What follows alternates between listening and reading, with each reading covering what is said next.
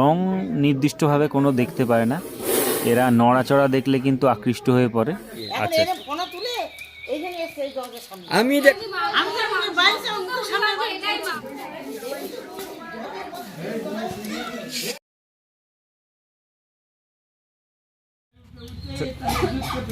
কোন ঘরের মধ্যে রয়েছে?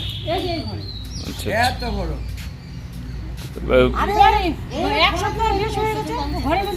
এক সপ্তাহ বেশি ধরে রয়েছে স্যার। আপনার কি মানে দাঁড়ার সাপ ভেবেছিলেন নাকি? আচ্ছা আচ্ছা, হ্যাঁ আমি খাটের কোনায় দেখো। আচ্ছা আচ্ছা,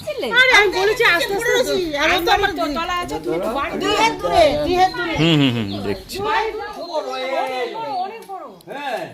তো এক সপ্তাহের ওপরে প্রায় ঘরের মধ্যে, এনাদের ঘরের মধ্যে সাপ রয়েছে। এটা গোপীনগর লোকেশন, রানাঘাট 2 নম্বর ব্লকের মধ্যে হচ্ছে যে এই ঘর।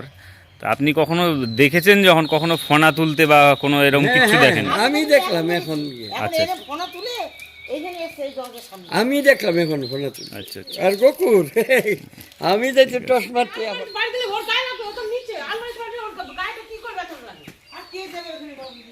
এই দিকটায় রয়েছে, এই সাইডে নাকি? এটাই আচ্ছা আচ্ছা আচ্ছা,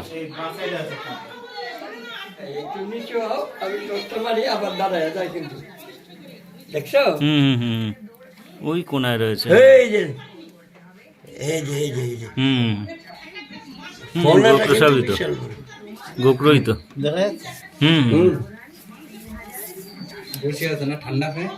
না আমি দর্শির সময় বাইরে এসে আবার আমার একটাই আছে।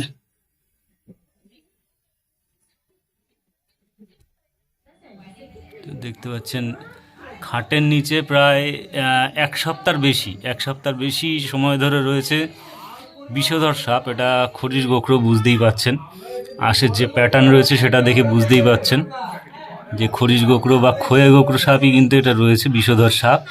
তো ইনি একা মহিলা মানুষ ঘরের মধ্যে এখানে থাকে, নিচেও এখানে থাকেন, উপরেও থাকে। খাটের নিচেও দেখছেন বিছনা পাতা রয়েছে, মানে মেঝেতে। হ্যাঁ, তো ইনার যেহেতু একটা পা নেই, তো ইনার ওপরে শুতে কিন্তু অসুবিধা হয়, কিন্তু ইনি মেঝেতে শুয়ে থাকেন। তো আর এই সাপ কিন্তু এখানে প্রায় এক সপ্তাহের উপরে হয়ে গেছে, এইখানেই থাকছে। দেখছেন খরিশ গোখরো। লাইটের জন্য তো ফোনা তুলে আছে এখন।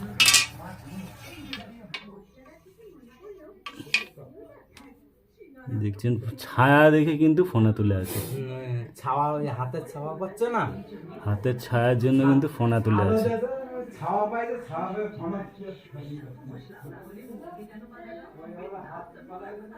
তো দেখছেন সাপ কিন্তু সেরকম ভাবে চোখে দেখতে পারে না, জীবের কারণেই কিন্তু এরা কিন্তু বুঝতে পারে যে, দেখছেন এই যে ছায়া দেখছে। আর কিন্তু প্রকৃতপক্ষে কিন্তু এরা কালার ব্লাইন্ড যেটা বলা হয়, রং নির্দিষ্টভাবে কোনো দেখতে পারে না। এরা নড়াচড়া দেখলে কিন্তু আকৃষ্ট হয়ে পড়ে, তখনই কিন্তু এইভাবে ছোবল মারে বা ভয় দেখায়। এদের কিন্তু ফলস বাইট অনেক বেশি হয়, অ্যাক্টিভ বাইটের তুলনায় ফলস বাইট মানে কামড়ে অনেক সময় কিন্তু বিষ ঢালে না। ছায়া দেখেই এতটা ও কিন্তু খেপে যাচ্ছে, তাহলে মানুষ দেখলে সামনে পড়লে কী হবে। আর এই সাপ নিয়েই কিন্তু উনি ঘরের মধ্যে প্রায় এক সপ্তাহের বেশি এরমভাবে রয়েছে। দেখছেন ফোনা কীরকম তুলেছে। আসলে এদের যতক্ষণ আঘাত না লাগছে শরীরে, ততক্ষণ কিন্তু মানুষকে কামড়ায় না বা আক্রমণ করে না। গজরাচ্ছে কীরকম, ওই ছাওয়া, হাতের ছাওয়ার আঙুলের পাশে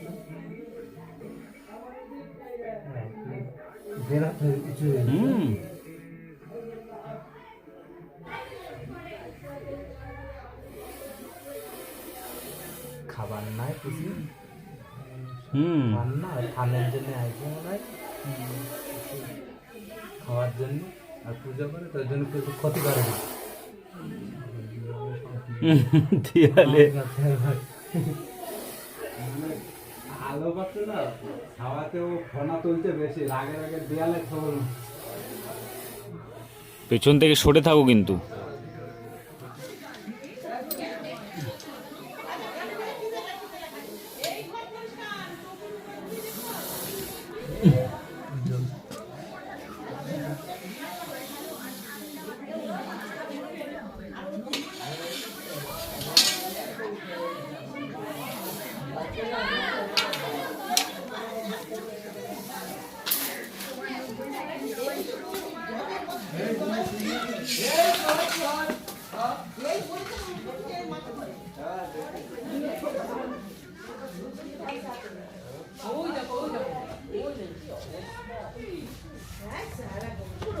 সর সর আগে তোরা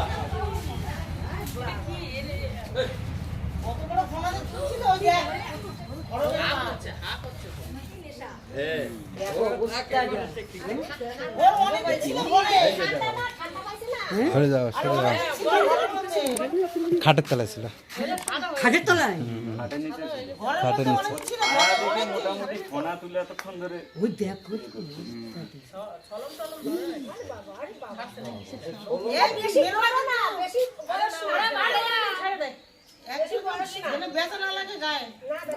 কথা লাগবে না।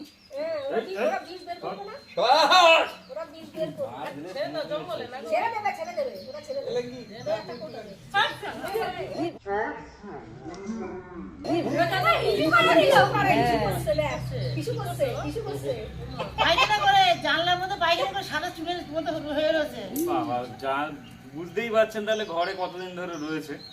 মানে 10-12 দিন ধরে রয়েছে দশ ঘরের বারো মধ্যে। দিন প্রায় হয়ে গেছে এই সাপের সাথে। দিনই অবস্থাটা আপনি নিচে শুয়ে থাকেন। তুমি দেখছো বৌদি? হ্যাঁ তাহলে আজকে ভালো না? তার সঙ্গে বেরিয়ে যায়। কত রোগে অনেক এই আমি রান্না করতে যাই না কিচেন দিয়ে আমি কইলাম যে দেয়ালে কতবার ছবল মেরেছে ছাওয়া দেখে সমানে এরকম বাড়তেই আছে এরকম। আপনার মুখের সামনে? হ্যাঁ আমার উপরে আমার মুখের সামনে তো হ্যাঁ হ্যাঁ জিজ্ঞেস কর না একদম সামনে ছিল আপনার। ওটাই তো আমি তো আমাদের বাইরে আমার মুখের সামনে হ্যাঁ বিচারটা এই তো সামনে মুখটাই দিই। একটা পানি মারলো পা দিয়ে একটা থেকে একটু মোটা, আরো মোটা। এইটা ঠিক আছে। এই তো একটু ওটা ঠিক।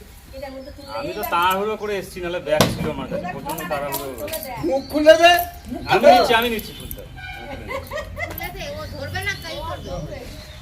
দেখো তুমি সাবধানে করো। ওরা এক্সপার্ট তাও ভয় লাগে, তাও এক্সট্রা দেখো ড্রাম দেখে ওরা অনেক সময় ছবল দিয়ে দেয়। কত এক্সপার্ট ছবুল খেয়ে যায়। হ্যাঁ এখানটা তুললে অসুবিধা নেই তো? না কি আছে হ্যাঁ রেবে দিয়ে যা ওর ঘরেই আছে এখানে। কয় ওর ঘর? ঘর হলো তো এটা তো মানুষের মারলে পরে একেবারে ঢুকবে না। দেখো কাণ্ডটা ঢুকবে না। যদি সাপ ঢুকে যাবে আমার তো ভয় লাগে তাই না?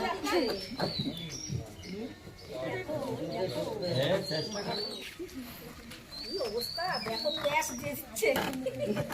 ও তো পেশাই থাকে জয়দেব তো আমাদের বাড়িতে দুটো ধরেছিল মনে আছে সে বর্ষার মধ্যে অনেক দিন ধরে রয়েছে অনেক দিন ধরে ঘরে আমি বেরিয়ে আর তুমি বলো না গো এইসব কথা।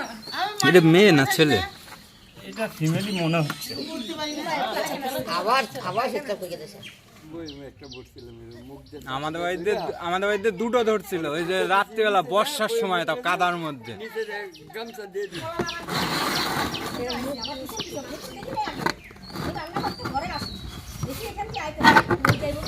আরে এটি ঘরেই থাকে একটু ফুটো করে দেবে নিঃশ্বাসটা বেরোনোর জন্য ব্যাস, আর কিচ্ছু লাগবে না। দম বন্ধ হতো না বাবু ফুটো করবে তো দমদমা ফুটো করে দেবো। তো রেস্কিউয়ের সব থেকে ইম্পর্টেন্ট পার্টই কিন্তু এই লাস্ট এটা যেটা ব্যাগিং করা বা এই জারে ভরা, কারণ ম্যাক্সিমাম বিপদ কিন্তু এই টাইমেই হয়।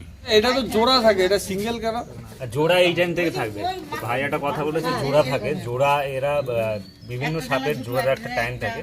তো এদের যে জোরটা হয় যে টাইমে মিটিং সিজনটা আসে এই সামনেই শীতের পরেই, কারণ আপনারা সবাই দেখেছেন যে আষাঢ় শ্রাবণ মাসের দিকে কিন্তু ডিম পারে, তো তার আগে মিটিং সিজনটা থাকে। আর সামনে মোটামুটি যেই আমরা গোকুর সাপ রেস্কিউ করব সেখানে ম্যাক্সিমাম জোড়াই পাওয়া যাবে আস্তে আস্তে এই শীতটা কমার পর থেকেই। আর এটা কামড়ালে কতক্ষণ টাইমের মধ্যে হসপিটালে যাওয়া উচিত কামড়ালে এটা শরীরের উপর মানুষের নির্ভর করে যার জোর যে কম সেই দেখা যাচ্ছে কারণ কামড়ার পরে মিনিমাম যত তাড়াতাড়ি গোল্ডেন আওয়ার হচ্ছে 1 ঘন্টা 20 মিনিটের উপর। মানে 100 মিনিটের মধ্যে যদি এবিএস দেওয়া হয় তাহলে কিন্তু ঠিক হয়ে যাবে। আছে এই শর্ট দেখতে পাচ্ছেন